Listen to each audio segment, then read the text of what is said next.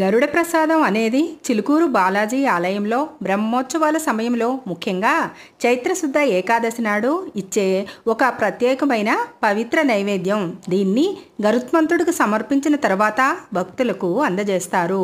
ఎందుకు గరుడ ప్రసాదం అంటారు అంటే ఆ రోజు గరుడ వాహన సేవ జరుగుతుంది.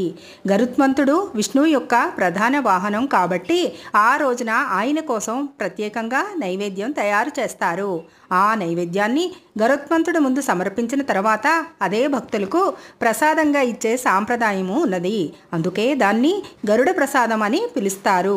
ప్రాముఖ్యత ఏమిటి అంటే ఇది సాధారణ ప్రసాదం కాదని భక్తులు నమ్ముతారు.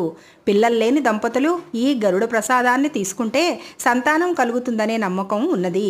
గరుత్మంతుడి అనుగ్రహంతో ఆరోగ్యవంతమైన సంతానం కలుగుతుందని ఆశిస్తారు.